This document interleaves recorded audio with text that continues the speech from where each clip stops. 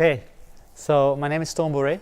I work for Trifinance in a bit of a specialty stack called Dataforce. We actually work with data in the broadest sense, and we advise a lot of our customers on data. But today I wanted, during the Data Innovation Summit, we started having some conversations on Twitter, and we said, how crazy is this? Nobody ever took the time to discuss ethics. I've been now playing with data almost 20 years. And I'll give some examples of different situations I've had throughout the years. But what I wanted to do in my presentation is show you how I think we should address the problem of ethics. Because although I was flabbergasted by seeing that somebody stated, why the heck are we spending any time on ethics? Who was that, by the way? If he's here, we need to talk. You might not be in the right profession. But I think it's very important, and I'll give you some examples during the presentation. I will try to adhere to my 12 minutes, but my colleagues know that it's very hard. And I actually believe that if we look at the protection of ethics in what we do every day, it is about three things. It's about us, the people that develop the algorithms, that have the brains to develop those complex elements that are used on a daily basis. But it's also up to the organizations that ask us the questions. And last but not least, and there I will touch GDPR, it's also up to the governments to make sure that what we are doing, there is a legislation to follow. Because otherwise, what has been said before in different presentations, there will always be some cowboys playing around because there are no limitations. I call it one ring to bind them all, because hey, it has to be fun as well, right? We're all here after 8 o'clock, so let's add some fun to it as well. Now, step one. We as data scientists have great power. And for those who have ever seen Spider-Man, remember what Uncle Ben said? Great power. Exactly. We have to realize that. Now, not only Uncle Ben said that, and thank you for that, at least one nerd like me, but also Churchill said it. And back in the days, it came from Voltaire. But it is crucial to realize that we need to control the things we are doing. Are we aware of the results, or are we just pleasing the people that are asking our questions? I'll give you an example. Years ago, and it's roughly 8 years ago, I was asked by a hospital in this country to decide if I wanted to build an algorithm that could tell them how much it would cost them to let a patient die on the operation table. And give some advice to the doctors to say, when do you step back and say, and I'll say it like they said it, it's cheaper to stop. I walked away that day. Because ethically, myself as a person, I could not respond to that question. Scary enough, somebody else did. But we as data scientists need to take up that fight and say, it is not possible. I already heard before, we need to have some charter. I think we need a code of conduct. And I personally do not believe that it will not work. We just need some crazy people that say, we will adhere to it, and we will stamp people saying they're approved. What they're doing, they're following the code of ethics. Keep in mind, what are they doing? How are they looking at it? Do they keep in mind race? Do they keep in mind ethnic culture? Is it male or female? Do they use it in their algorithm or not? Keep in mind, however, a lot of people we talk to don't understand us. I don't know, have you ever had a situation where you had somebody on the other side of the table looking at you like, yeah, I just want the numbers, right? Do I sell or do I buy? Anybody ever had the question? I think 6 months ago I had a private investor come to me and said, yeah, can't you develop a program that can decide if you need to invest in a startup and if it make enough money in 6 months or not? My answer to him, if I could, I already did, and I wouldn't be here, period. But even those things, we need to think about that. And for me, one of the steps we will need to take as a community is say, well, if you want to be part of this community, and you say, in my honest opinion, I don't think it's interesting and it's a waste of my time, then I'm sorry, maybe you don't belong in this community. I know that might sound rash, but I think as data scientists and people who say we believe in ethics, we need to take that step. Now, the second part of responsibility is organizations. I think roughly 2 months ago, an insurance company in the Netherlands asked me, Toon, we are thinking about something and we're all about controlling risk. I know there's a presentation on risk later on, right? On assurance later on. Well, what they said is, we've been thinking and we believe that we need to look at some variables that we are not taking into account right now for fire insurances or health insurances. And I said, what do you mean? Well, can't we use the distance between the fire department and the house to impact the insurance fee? The same for the ambulance. Because let's face it, if it's further away, then maybe either the person dies, so that's a positive thing because the risk is limited. It's a crazy thing, but apparently it is. But if he comes in a certain window, then the person might be disabled. Yeah, that's a high risk. And we as insurance, we don't want high risk. We don't like it. Last year, I don't know if anybody attended the conference of insurances companies in Belgium, in Louvain-la-Neuve. The big thing was, so this risk thing. We all want the perfect customer, right? Who takes the rest? Nobody answered. There is a real social dilemma there. What are you going to do with the people that do not fit into your perfect window? Do not fit into this little class that says, oh, there's no risk. Insuring somebody with a driver's license but no car and giving them an insurance for his car, that's the perfect insurance. I understand that. But this is not the world we live in. Yeah? Unfortunately enough, companies are struggling and looking more and more for ways to increase their profit. And they're looking to us. I dare to say to my customers, why? Why do you want to use that? Why do you think that is valuable for you? And consider that. They need to take their responsibility as well in this game.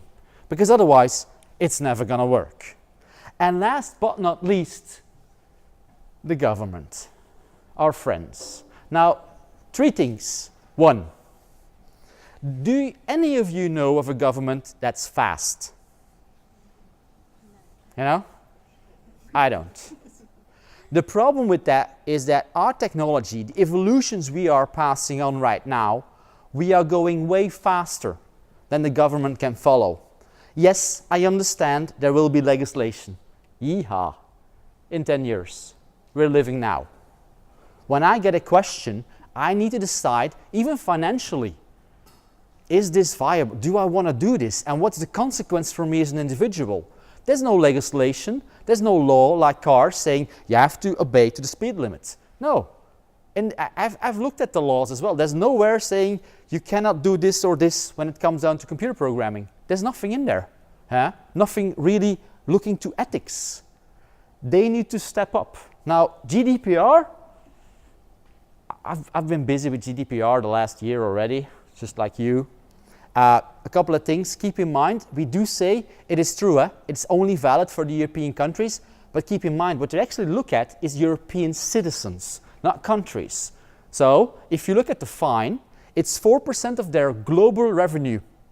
If Coca-Cola fucks up in Belgium, now we don't have a problem with our finances for the rest of the year for our government anymore. Yeah, that's 1. If you ever get the money, that's something else. Yeah, but 2, who checks? Because the biggest disappointment for me looking at the GDPR is that there is too much flexibility in the interpretation.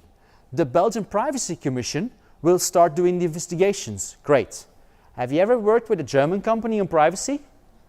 It's a different story, yeah? Our Privacy Commission will probably be a little baby, without the scary parts, compared to the Germans. They will bring their tanks and say, hold on, they've got the GDPR for years already. They know about anonymization, having control on data. They've had that for years. They've been the strictest country in Europe. And now we think that the GDPR will solve it all? I don't believe it. It's a good kick in the ass. Because when you say 4% of your global revenue or 20 million, which is in fact is whichever one is the highest. So if it's more, hey, hi, we like it.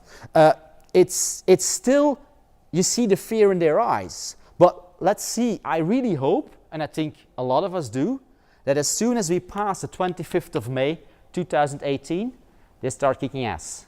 They've already requested, we want more power, we want to be able to infiltrate, we want to be able to do checks. Great. Have they been replied on from the government? Not yet. They haven't received the resources yet to do it.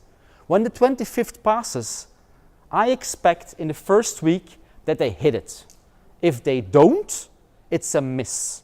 And everybody will say, oh, well, you know, this GDPR thing, yeah. It's a European thing, you know. Even the British understood it and ran away. However, keep in mind, they still choose to obey GDPR because they know in their hearts, and they're British and it's difficult to understand, but still they have hearts, even after they left, that in the end it's all about realizing that as a government, it's not about you. It is about your citizens. It is about the people who own the data. If you do not respect that, and this is the biggest fear of any person in politics, but also any person in business, they'll just walk away. Because there will always be a different party on the other side who says, we think privacy is important. Yeah? And it will be a topic like security and safety is right now. I expect a new generation to push even more towards privacy and say, this is mine, back off. I see some issues with, for example, transporting data, being able to transfer the data. I don't know how many of you have seen the letter of debt related to the GDPR, the letter that somebody could write asking, where most, even GDPR specialists say, oh my God, if I get that one, I just hope I'm not the DPO having to write that one back because I don't have a clue to answer it. You have your time limit, the time to answer, but it's a great hurdle to take that. And if you don't have it, I'll probably post it tomorrow because I just like to scare people with that letter. It is scary as hell and it's very difficult to look at. But for me, only these three together, working together, will bind them all. Now, looking at government, there is one thing we're missing.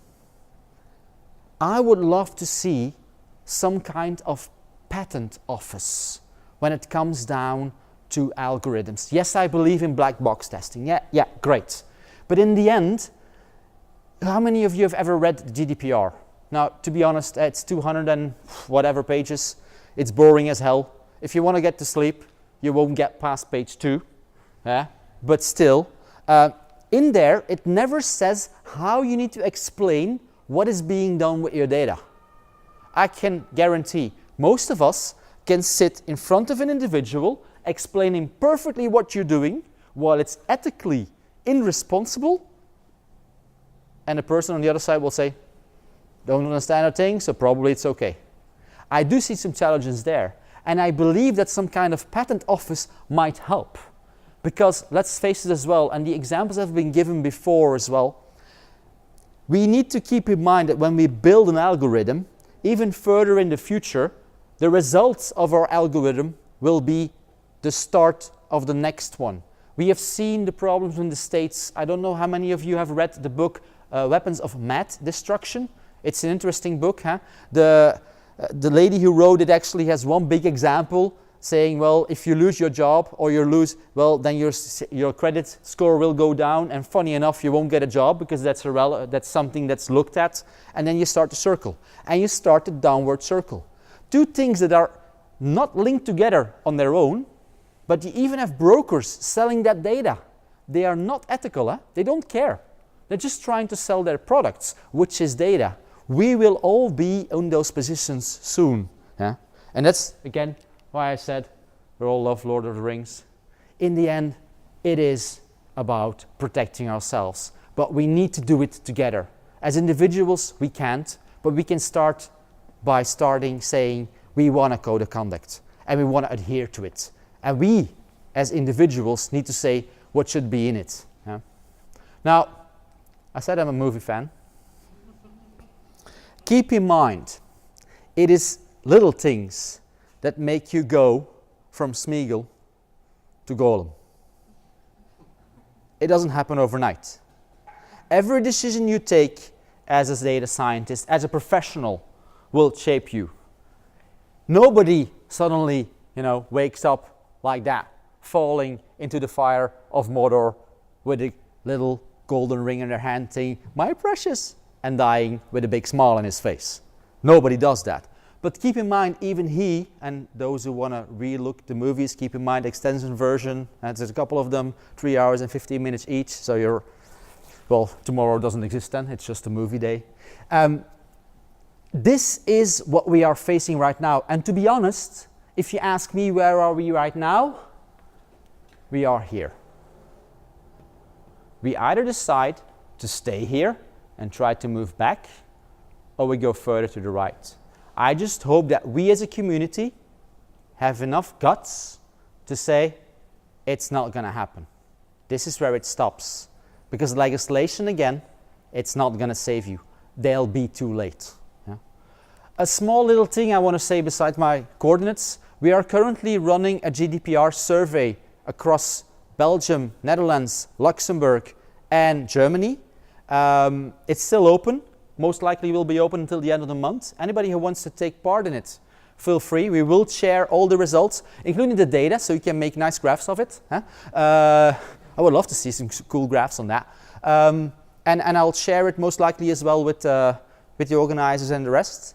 But we're trying to evaluate how people are looking at it. And just to give you some results, we already saw that some people say, GDPR, plenty of time. Not true, but okay. Some said, yeah, we got this guy working on it. This answer came from a bank. I'm getting nervous, yeah? But things like that, you just see. Who's responsible for your GDPR? Oh yeah, we still need to decide. Yeah, it's less than a year, as you currently said. So it is crazy. We even noticed, and we thought, well, let's be bold in our questioning, and we asked, okay, is your company getting data from your employees, and is it processing it without asking them if they can? Scary enough, most of the people say yes to that question. We actually expected most of them saying, no, we ask for their approval, but most of them don't care. They'll just run it. Yeah. Well, if you want the companies you work with, your own company or yourself, just take it. It is 50 questions, takes 15 minutes. Yeah. But let's see. Any questions? So big round of applause first. Yeah.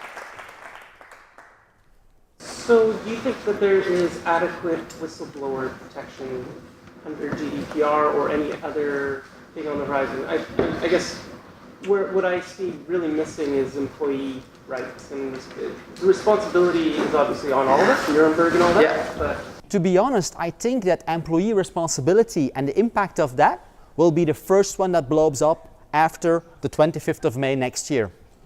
Because I see bit by bit that people are starting to realize the impact of GDPR and their rights. Keep in mind what could happen if you leave your current employer and you move to the next one. You're entitled to say, give me all my data. You could even say, forget me. Do you realize what that means? Do they need to delete all the reviews they did of you?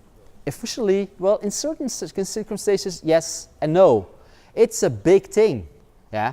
But HR, from my point of view, will be as important as customers. I don't care about suppliers because they want to sell your stuff anyway, and as long as they get paid, everybody's happy. But employees and customers, those are the two areas. And honestly, looking in Belgium, keeping in mind we have certain social activities, I think employees will be the first one where everything explodes.